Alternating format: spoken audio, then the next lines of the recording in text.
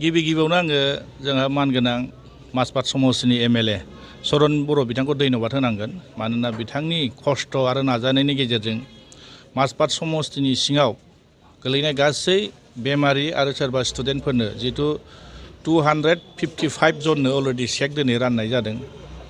मोजां खोथा जों आरो गोबां मोनसे मोजां मोनदों। मानोना दिनै जोंनि ओनसोलाव गोबां गोलैसोनानै थानाय ओनसोल, बेहाय गोबां उसुबिदायाव गोलै सोरबा बेमारि जानानै ट्रिटमेन्ट लानो हायाखै, सोरबा स्टुडेन्टफ्रा नांगौ बायदि माखासे जिबायदि फरायनायनि सायाव माने लेखाफोर बायनो हायाखै, गोबां उसुबिदायाव गोलैयो। दिनैनि बिथांनि जिथु नाजानायनि गेजेरजों दिनै जोङो मोनसे चेक होनो हादों, बे खोब मोजांनि खोथा।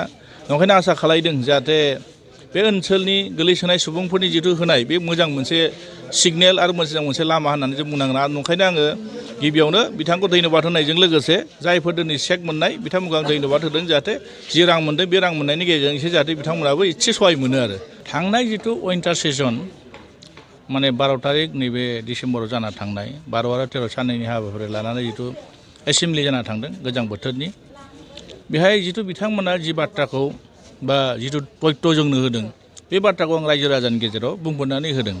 नंखायनो बेखौ रायजो राजाफ्रा बिजिरगोन। मानोना सैथो खोथाखौथ' रायजो राजानि गेजेराव जों बुंथारनांगोन। मानोना जों अपोजिसन हिसाबै जोंहा रायजोनि गेजेराव फोरमायथारनांगोन। मानोना बिथांमोना जिबायदि खोथा बुंदों, बिराद मावनायनि खोथा बुंदों, जोंहा बुंनांगौ दरखार गैया। जों बिथांमोननि खामानि मावजानायखौ लुगैदों, खिन्थु खामानि मावनायनि नामाव माखासे जि बुस्थुखौ मावनो हायाखै बेखौ बिथांमोना बांसिन खोथा बुंनानै दल दामनानै नंखाय फोसावनायखौसो जोंहा रायजोनि गेजेराव बुंफोरनो गोनां दं। ओंखायनो जों बेखौ लानानै बुंदों आरो।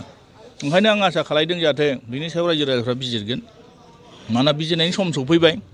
दिनै बिथांमोना जि बाथ्रा होदोंमोन बिराद गिदिर खोथा होदोंमोन। बे गिदिर खोथा होनाय मथे बिथांमोना दिनैसिमबो मोनसेबो खामानिखौ मोजाङै मावफुंनो हायाखै। गासिबो माने आद्रा खिसा फुल फ्लेजेड मावनो हायाखै बिथांमोना।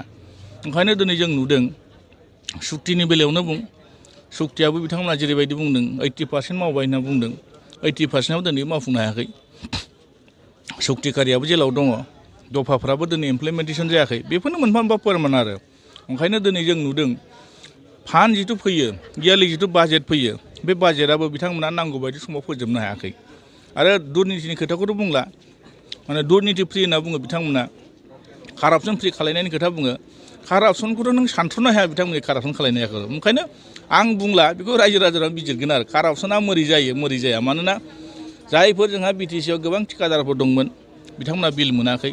ओंखायनो बिटिसि ओनसोलनि जिथु थासारिया खोब गाज्रि, मानसिफोरनि आखायाव थाखा फैसा गैला, डेभेलप जायाखै, बिजनेसा मोजां जायाखै, बेफार बानिज्यफ्रा मोजां जायाखै, गोबां खस्थ'नि गेजेराव भुगिनानै थानो गोनां जादों आरो। नंखायनो बेखौ रायजो राजाफ्रा बिजिरथों, आं नंखायनो खावलायदों। आरो नंखायनो बिनि एन्सारखौ फैबाय थानाय 2025 जिथु जानो गोनां बिटिसि इलेक्सनाव रायजोफ्रा मोजाङैनो एन्सार होगोन आरो बिथांमोननि सायाव आरो। ना बिलथ' बिथांमोना दाखालि माने मोनसे लेन्डनि लाबोदों, हा हुनि लाबोदों, आरो मोनसेया जाहैदों मा वाटार रिसर्सनि लाबोदों। मोजां खोथा, बिलसो लाबोदों, बिलखौ पास खालायबाय, इमप्लिमेन्टेसन खालायनांगौ। मानोना गोबां हा हुनि जेंना दं, मावफुंनांगौ, जों बेखौ हास्थायदों। खिन्थु खोथा बुंनानै मानसिफोरखौ बिपदआव खोलैनायासो जादों गिदिर खोथाया आरो। मानोना नोङो सार्कोल अफिसफोराव जेरैबायदि दुर्निति सोलिबाय थादों, गावनि हाखौनो नामजारि खालायनो हाया, फैसा नङाबा खामानि मावा, बेबायदि जायोब्ला बेबायदि बिल लाबोबाय थायोब्ला मोरै जागोन दा। ओंखायनो बिला मोजां जाथों, रायजो राजानि उपकार जाथों, बिटिसि हालामाव रायजो जानाय सुबुं माहारिफ्रा जाहाथे हानि जेंनाया जाहाथे दा थाथों, बेखौ जों बयबो हास्थायदों, जोंबो सेस्था खालायबाय थादों। आरो बिथांमोनाथ' बांसिन खोथा होदोंमोन, सरकार फैनाय लोगो लोगो 15-20 दिननि गेजेरावनो मास मोनसेनि गेजेराव मावफुंनायनि खोथा बुंदोंमोन। बहाथो साबैसे मानसिनो होनो हाखो? गासिबो नंखाय, बेथ' फोरमान जादोंना। बे आं बुंनाय खोथा गावसिनि डाटा होनायानो फोरमान होदों। ओंखायनो बेखौ नुसारदों आरो। ओंखायनो आं बुंगोन जे बिथांमोना बिदिनो बिल लाबोदों, मावफुंनो हायाखै। आसा खालायदों जेराव फैबाय थानाय दिनाव जाहाथे समाथ' गैखाला, दिनै एप्रिलाव जुदि इलेक्सना जायोब्ला आरो खै मास दंबावो, नङा होमब्ला? दा बिथांमोना गोबां खोथा बुंदों, बेनिखायनो सम सफैबा बिनि एन्सारखौ मोनसिगोन आरो बिथांमोना। एसक्रेजियानि खोथायाथ' बिराद दुखुनांथावना। जायफोर मुंख्लं जाबाय, थै आरो जिउ बाउसोमबाय, गोबां बोसोर नांबाय, बिनि गेजेराव दिनै बिथांमोना जेबो नांगौ बायदि दिनै मुंख्लंनि सनमान मोनाखै। 5 लाख थाखा जिथु एक्सग्रेजिया गभर्नमेन्टआ होदों, बेथ' मोनखानांगौखा। जों बेखौ मोननांगौ होननानै बुंबाय थादों, डिमान्ड होबाय थादों। फैखानाय फैसाखौ बिथांमोना दिनै होनो हायाखै। नंखायनो दिनै फाइनाल खालायनो हायैयासो दुखु जादों। दिनै बिथांमोना दासिमबो गावनो सासे बे आन्दलनखारिनि नेता दैदेनगिरि दिनै गावनि लोगोफ्रा सोर थैदों सोर थैयाखै बेखौ दिनैसिमबो लिस्ट मोनसेयावबो फाइनालखौ बिथांमोना दिनै फाइनाल लिस्ट खालामनो हायैयासो दुखुनांथाव जादों।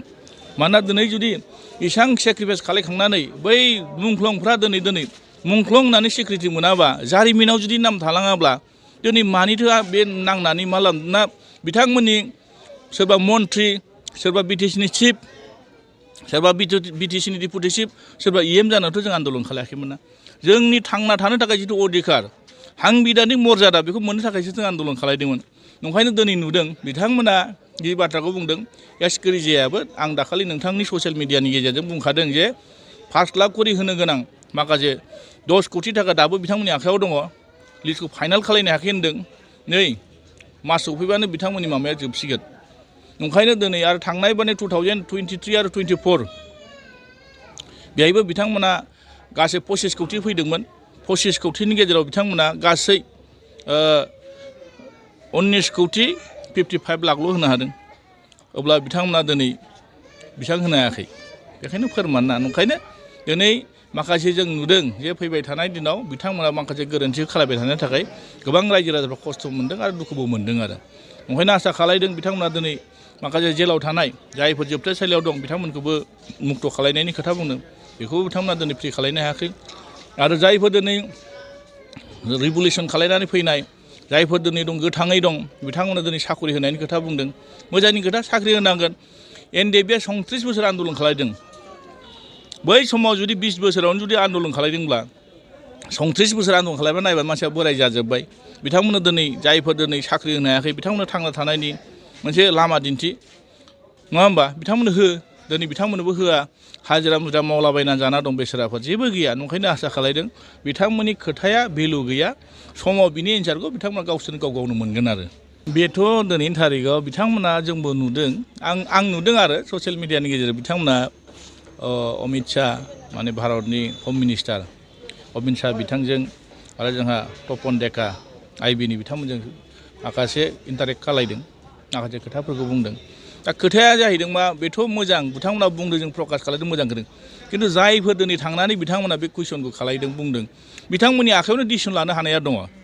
मा नाटक खालायनाय जों बुंनो हायाखै बिथांमोना डिसिसन लाबानो जाबायना सरकारा गावसिनि डिसिसना गावसिनावनो दङ गावसोर डिसिसन लानानै जायफोर दिनै केसाव दं बिथांमोनखौ एमनेस्टि होनांगौबा गावसिनाव हायो नङा होमब्ला दिनै बेहाय ससियेल मिडियानि गेजेराव थांनानै बेखौ माने दल दामनानै रायजो राजाफोरनि सेन्टिमेन्टखौ लानो थाखाय मावबाथ' जानाय नङा। मानोना बिथांमोना सरकारा दिनै गासिबो मावनो हायै बाथ्रा गैया डिसिसन लाबानो जाजोबो। दिनै मा डिसिसन लाखो सरकारा जोंनो बेखौसो नांगौ जे आसाम एसेम्ब्लियाव मा डिसिसन लादों पार्लियामेन्टआव मा डिसिसन लादों बिटिसिआव मा डिसिसन लादों जे माखासे सान्थि सुक्ति जानानै फैखांनायनि उनाव जायफोर दिनै एनडिएफबिनि दैदेनगिरिजों लोगोसे माखासे केडारफोर दिनै जेलाव जोबजाना दं बिथांमोनखौ दिहुननायनि दिनै बिथांमोना मा इनिसियेटिभ लादों बेसे गिदिर खोथा ना।